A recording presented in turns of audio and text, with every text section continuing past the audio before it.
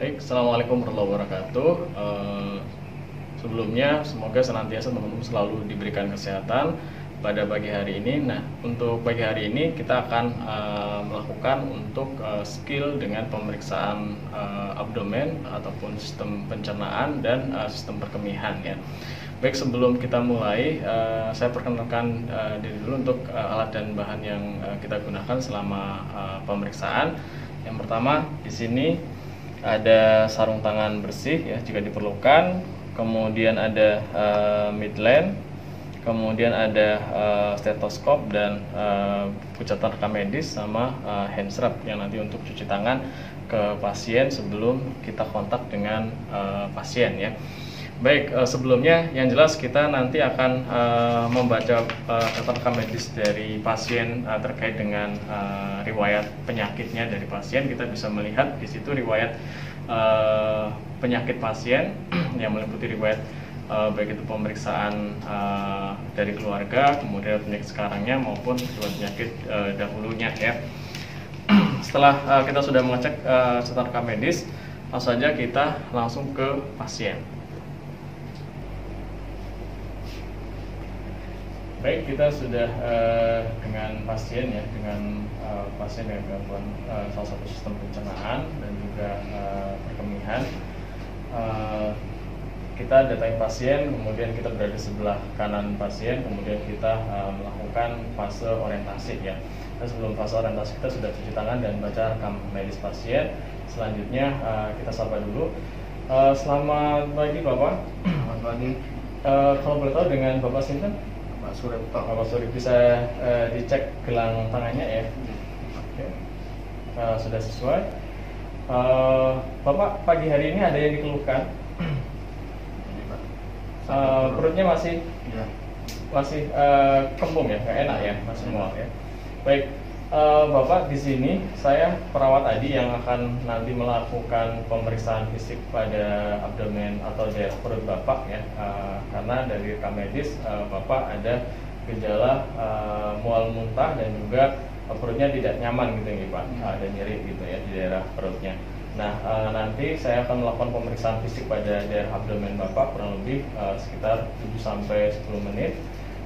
Tujuan pemeriksaan ini adalah untuk mengetahui apakah ada kelainan atau tidak di daerah perut atau abdomen Bapak ya. Jadi itu nanti akan saya lakukan dan saya akan buka daerah abdomennya.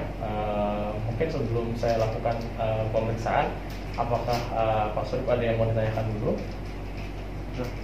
Tidak ada, cukup jelas nih. Bisa kita mulai. Baik. Selanjutnya setelah fase orientasi, kemudian kita ke fase kerja. Setelah apa? Baik, selanjutnya kita melakukan pemeriksaan atau pengkajian pada daerah abdomen ya pada Bapak. Ini sebelumnya kita cuci tangan terlebih dahulu. Cuci tangan kembali ya.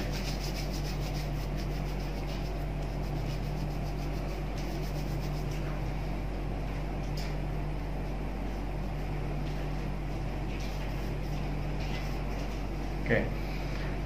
Selanjutnya untuk pasien untuk penggunaan sarung tangan, teman-teman boleh menggunakan sarung tangan ataupun tidak ya, tergantung nanti kondisi pasien. Jika kita ada mungkin kan ada kontak dengan jantung pasien ataupun ada daerah yang luka dari pasien yang mungkin kita kontak, maka kita wajib menggunakan sarung tangan. Nah, pada kesempatan kali ini untuk pemeriksaan abdomen saya tidak menggunakan sarung tangan ya, cukup menggunakan cuci tangan karena di tubuh pasien tidak ada kontak yang kaitannya dengan infeksi tadi ya. Baik, langsung saja untuk yang pertama adalah kita lakukan pemeriksaan dengan tahap inspeksi ya. Jadi tahapnya adalah IAPP, inspeksi, kemudian auskultasi, kemudian dilanjutkan dengan perkusi, baru terakhir adalah dengan pemeriksaan palpasi ya. Untuk yang pertama tadi untuk terkait dengan pemeriksaan inspeksi, Bapak permisi bisa dibuka daerah abdomennya. Oke. Ya.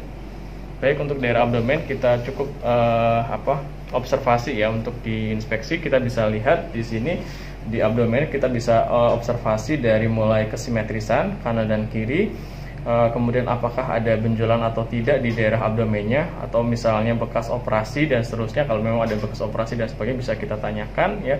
Kemudian ada tidaknya tanda kemerahan dari pasien, kemudian ada tidaknya terlihat misal seperti perutnya kembung atau begah, itu bisa terlihat juga. Selain kemerahan dan bengkak, dan juga ada tanda jejas atau luka tadi yang bisa kita amati di daerah abdomen. Serta tidak lupa juga di daerah abdomen kita observasi warna ya, karena pada beberapa kasus ditemukan misalnya ketika kulit pasien terlihat kuning misalnya, itu menunjukkan ada gangguan pada heparnya juga ya, yang menyebabkan kulitnya berwarna kuning. Dan lain-lain ya untuk pemeriksaan di inspeksi tadi. Yang penting teman-teman nanti menyebutkan untuk di pemeriksaan inspeksi paling tidak minimal 3 data itu disebutkan ya, dari apa yang saya sudah sebutkan tadi ya. Baik, selanjutnya kita melakukan auskultasi ya pada abdomen pasien.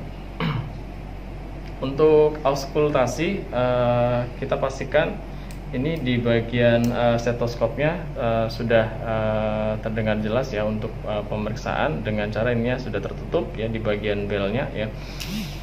Kemudian sebelum kita tempelkan, ini kadang beberapa ini masih dingin ya, sehingga kita bisa gosokkan seperti ini. Kemudian kita lakukan untuk semua lapang dari abdomennya ya. Jadi di kuadran ini kiri atas kita dengarkan. Yang dengar untuk pemeriksaan abdomen kita mendengarkan dari bising usus pasien ya. Jadi antara 5 sampai dengan 32 itu normalnya ya. Jadi kalau ini kita dengarkan di sisi yang lain. Oke. Sampai 4 kuadran ya. Boleh kita bandingkan kanan kiri ya, yang jelas ya pemeriksaannya. Jadi jangan kiri semua atau kanan semua, tapi kanan kiri untuk semua lapang atau semua bagian dari abdomennya. Oke. Ini untuk di abdomennya ya. Kemudian kita bisa auskultasi daerah arteri renalisnya ya dari pasien tadi.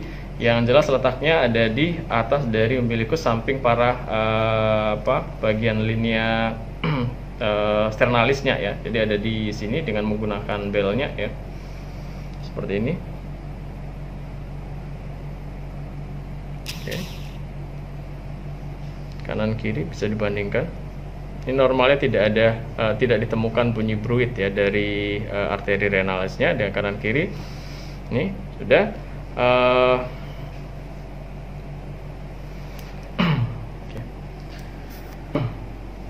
Baik, selanjutnya adalah pemeriksaan perkusi ya. Jadi kalau tadi sudah auskultasi, berikutnya adalah perkusi. Untuk perkusi sebenarnya tekniknya adalah dengan cara mengetuk jari yang kita tekan di daerah abdomen kita ya. Apakah yang kita perkusi tadi isinya adalah cairan, benda padat, ataukah udara atau gas tadi ya. Tekniknya adalah dengan cara seperti ini. Ini kita letakkan seperti ini ya, kemudian kita tekan seperti ini, tapi ini tidak boleh meredam ya. Jadi ini hanya sebagai bantalan dari apa yang kita akan ketuk tadi atau perkusi ya, seperti ini. Kita bandingkan kanan kiri. Ini adalah bunyi timpani ya, bunyi normal dari abdomen. Nah, kalau misalnya di sini ada tumor atau benda padat misalnya, atau ada pembesaran hepar ya sampai ke daerah umbilicus tadi, kalau kita perkusi di sini, ini nanti akan redup atau istilahnya menjadi pekak tadi ya. Itu kalau pada pasien-pasien yang mengalami pembesaran di abdomen. Oke. Untuk perkusi di daerah abdomen, selain mendengarkan bunyi tadi ataupun misalnya kita mencari kalau misalnya ada pembesaran hepar tadi, misalnya kita lakukan dari mulai arco costa ini ya, jadi lengkung costa terakhir kita perkusi ini dari suara sonor, kemudian semakin ke bawah ini semakin timpani ya. Nah di sini kalau misalnya ada pembesaran dari hepar, maka dia akan terjadi bunyi yang tidak timpani tapi redup. Nah ketika redup tadi kita bisa ukur dengan menggunakan midline tadi, kita batasin tadi ya batas dari pembesarannya dari hepar tadi, dari yang kita mulai perkusi pekak atau redup tadi sampai dengan batas yang kita timpani tadi. Nah ketika ada batas di sini misalnya ada batas sampai di sini bunyinya redup atau pekah tadi, maka kita bisa ukur berapa panjang dari pembesaran atau pelebaran dari heparnya tadi ya. Oke.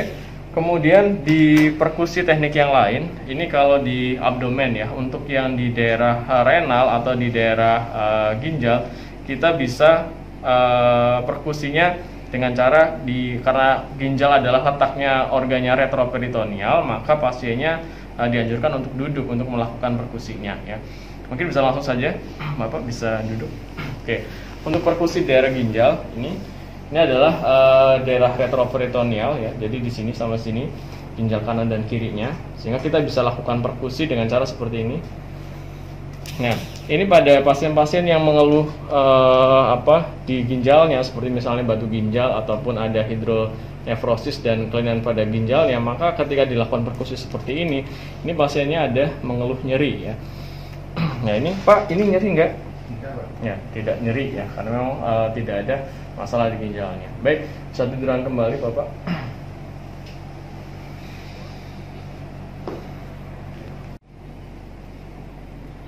Baik, selanjutnya adalah pemeriksaan yang terakhir, yaitu palpasi ya. Untuk palpasi di daerah abdomen, kita bisa mempalpasi beberapa organ yang nanti bisa kita lakukan. Yang pertama adalah untuk palpasi di sini kita akan melakukan palpasi hepar ya. Hepar letaknya di kuadran kanan atas ya. Jadi di bawah tulang kosta kita. Nah, di sini kalau teman-teman lakukan palpasi, ini normalnya tidak ditemukan atau tidak teraba hepar. Nah, ketika ditemukan pembesaran pada hepar atau disebut dengan hepatomegali, maka akan teraba keras di sini ya, atau menegang, atau istilahnya ada benda keras di sini ya, atau di bawah yang kita palpasi ini adalah keras. Nah, pada saat kita melakukan palpasi seperti ini kita sambil melihat mimik dari pasien. Kalau misalnya pasiennya keluhannya nyeri tadi daerah abdomen, apalagi yang daerah yang kita tekan tadi ada daerah nyeri tadi, maka kita sambil melihat respon pasien. Pak, ini kalau nyeri bilang ya Pak, ini saya tekan. Oke, ada nyeri nggak Pak? Tidak ada. Oke, ini nggak ada nyeri di daerah abdomennya ya, mungkin di kuadran sebelah kiri ya.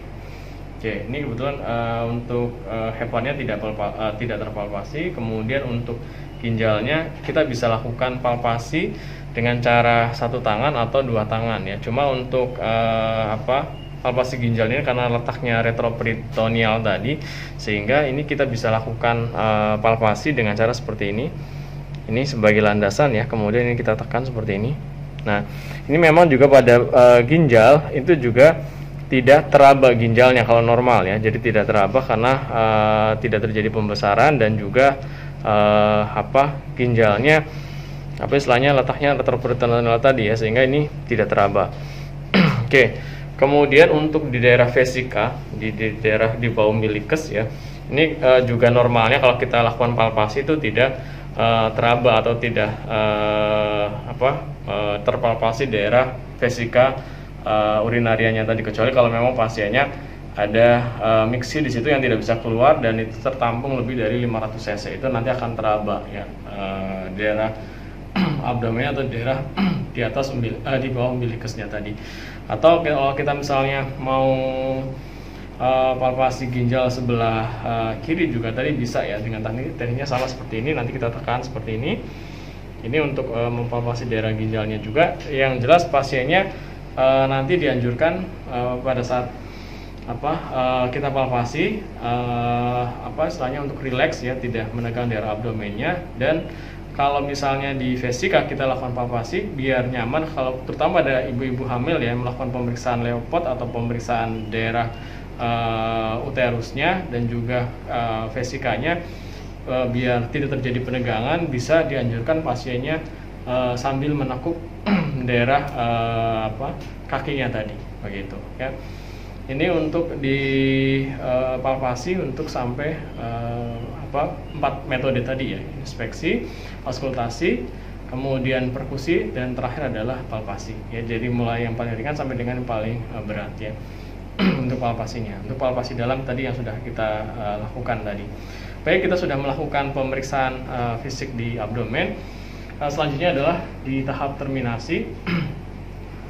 kita bisa mengevaluasi respon pasien tadi. Bapak, tadi setelah dilakukan pemeriksaan, apakah masih ada nyerinya? Sudah hilang, Pak. Sudah berkurang. Baik, berarti nanti tinggal untuk ininya mungkin bisa dilanjutkan ya untuk meminum obatnya tadi ya untuk mengurangi nyerinya tadi. Setelah itu kita mendokumentasikan hasil dari pemeriksaannya tadi yang sudah kita lakukan, baik itu dari inspeksi, auskultasi, kemudian perkusi maupun palpasinya tadi di catatan kamiris tadi ya untuk sebagai data objektifnya. Selanjutnya kita terminasi ke pasien ya. Bapak, ini kita sudah selesai melakukan tindakan pemeriksaan fisik ya. Mungkin sebelum saya akhiri ada yang mau ditanyakan terlebih dahulu? Tidak ada ya.